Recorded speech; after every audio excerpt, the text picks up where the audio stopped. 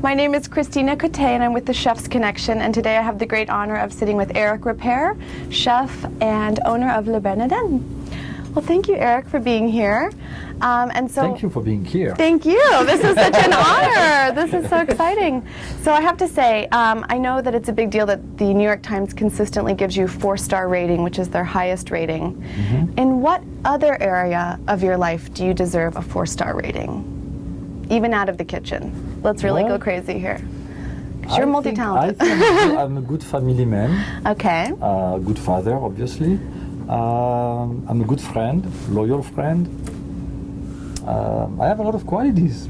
There you go. I think you deserve four stars in all of those. I don't know if I deserve it, but if you give it to me, I take it. Okay, I'll give it to you. And I was going to ask you, what is the best piece of advice anyone has ever given you? Wow, it will be. It's hard to shrink it to one. I know, it's true. I think to be humble is one. It's one good one. Mm-hmm. To stay humble. Yeah. Because every day, especially if you are successful in life, mm-hmm. every day you are tempted to believe the compliments that you receive. Right. And staying humble is essential. Yeah.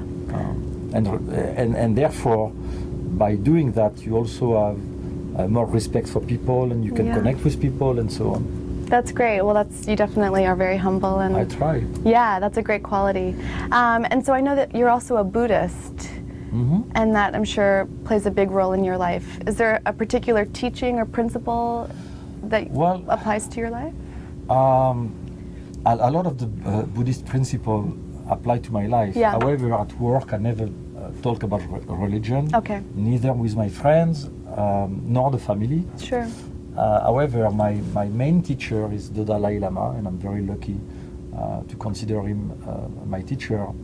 He comes once a year or twice a year in New York, and I study Buddhism through his teaching and through other teachers as well.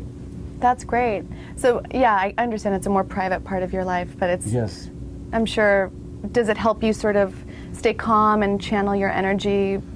It's more than staying calm and channeling your energy. It's about finding true happiness, mm-hmm. and also about making sure that you are having a good impact on your surrounding and the people that work with you. Mm-hmm. So, yeah, it's all positive for me. That's when really I do something right, I credit Buddhism for it. Yeah. When I do something wrong, I know it's not Buddhist. That's great. So I'm admiring your very cool bracelets. Can you tell us a little bit about them? Yeah.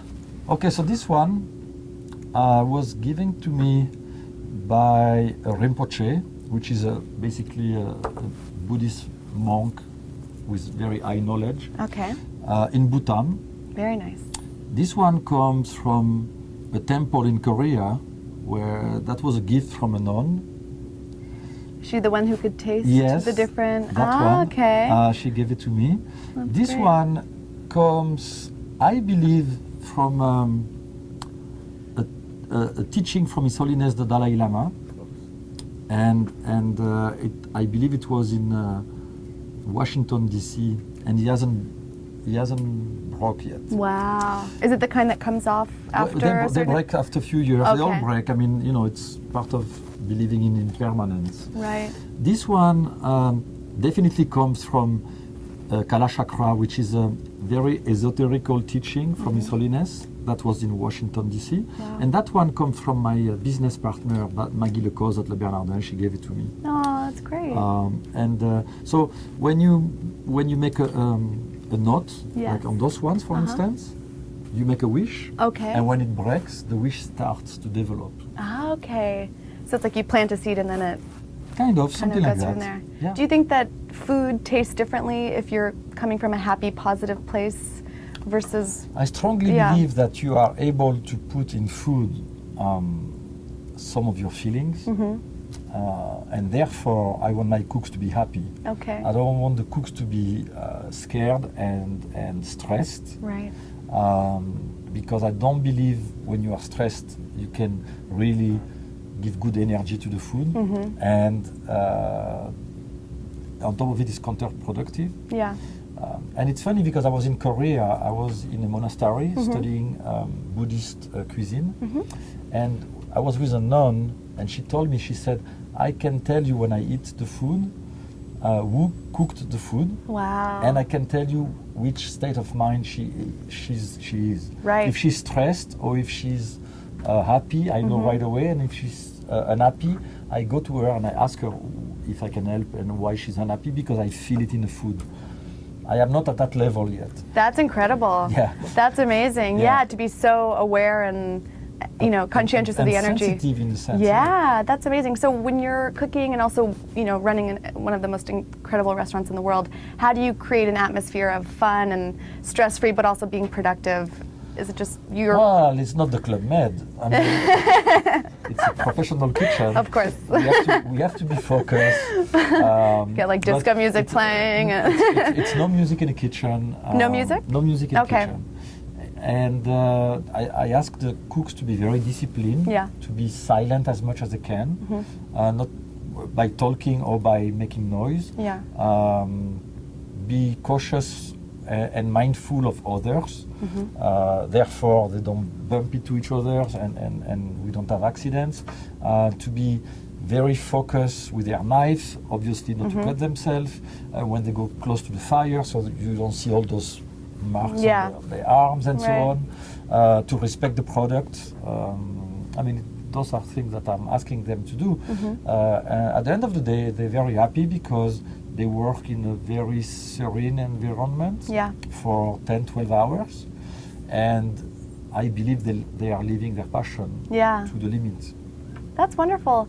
And you as a Renaissance man, you do so many different things. When you're cooking at home or with friends or on your shows, avec Eric or on the table, do you like to listen to music when you cook, or when it's more for fun, how do you set the mood? How do you create a fun atmosphere? On avec Eric, no music because the production, you need to hear my voice.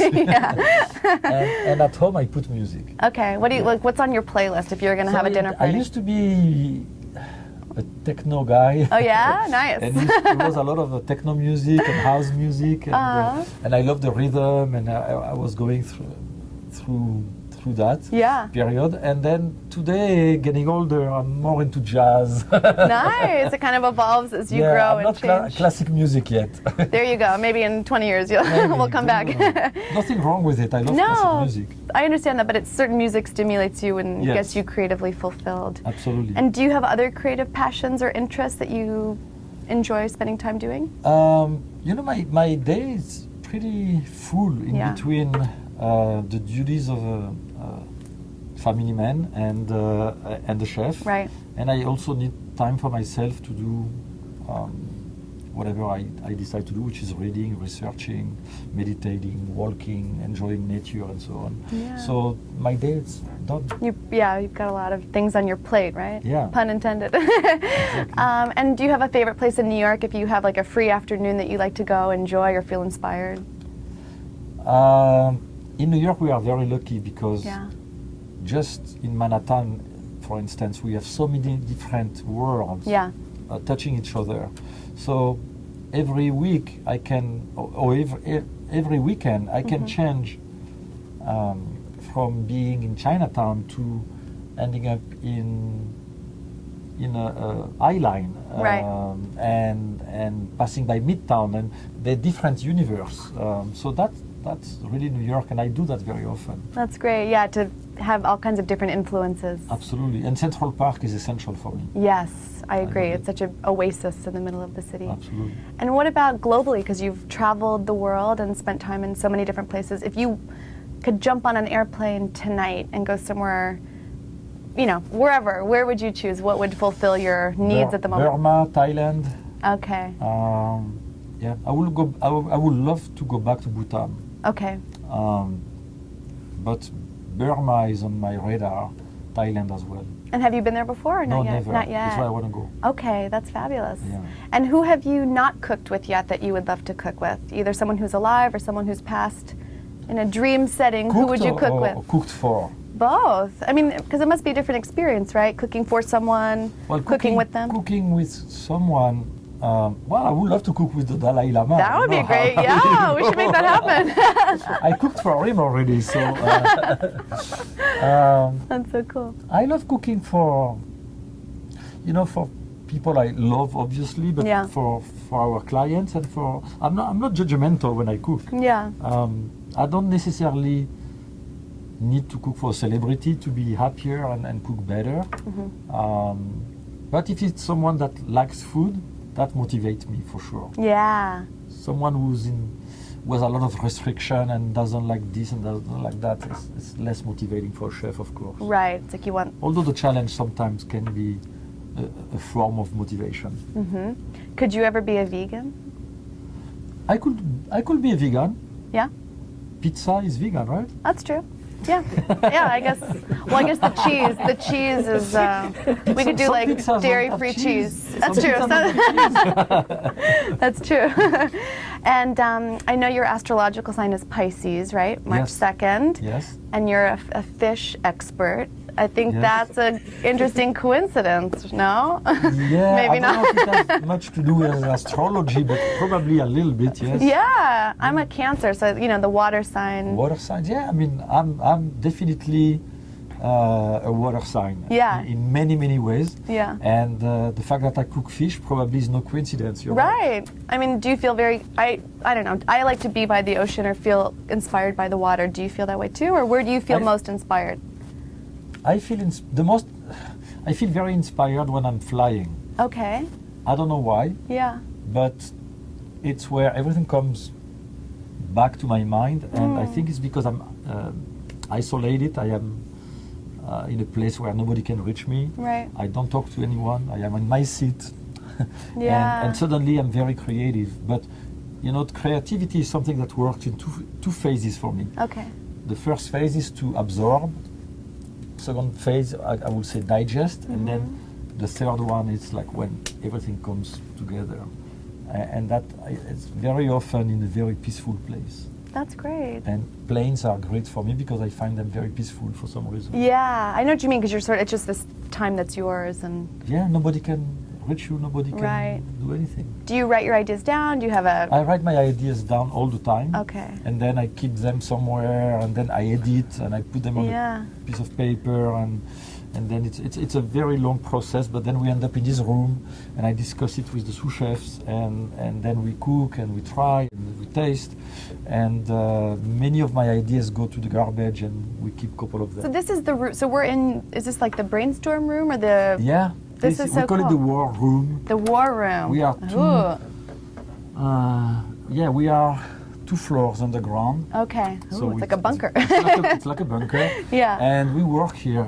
We have meetings. We have creative meetings. That's great. We also have. This is amazing. Cookbooks. It's about. That's incredible. 600 or 700 cookbooks here. Wow. And I have more in my house and I have more in my office. However, most of them are available to the sous chefs to consult, to be inspired, to do whatever they want with it. And it's our library as well, yeah. That's very cool. So have you collected all of these personally, or are these things that have just sort of accumulated at the restaurant? No, I mean, those ones are very old. I was very young. I was in Paris like in the 1980s. Wow, that's very cool. And then the latest one came last week, is the new collection of Il Bouilly, 2005 to 2011. Okay. Those are the newest ones and very rare.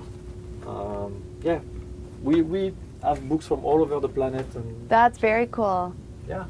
I love that. And are these menus or different? No, those are press book. Press books. Well, when we use everything in print. That's incredible. Yeah, I mean, that's so impressive to have all these write-ups. That's wonderful. So with all of your years in the industry and with all of your awesome experiences, is there a deep, dark secret that you want to share with us that's not so secret anymore, or a crazy experience that you've had in the kitchen that stands out? Deep, dark secret. Yes. Yeah. Before my coffee, I'm not so smiling in the morning. Oh yeah, I can't blame you, neither am I. And then after that, everything goes fine. Then it's you're in a Zen state of mind. Yeah. You've reached nirvana after a coffee. My first Yeah, my first minute out of bed, I'm a bit grumpy, and then everything goes fine. I love it. Well, that's perfect. Well, you know, God bless coffee, right? Yeah, thank God we have coffee. Yes. And I don't even believe in God. Here you go. Well, thank you so much for sharing everything with us. My pleasure. This was awesome. Thank you. Thank you very much. Yes, perfect.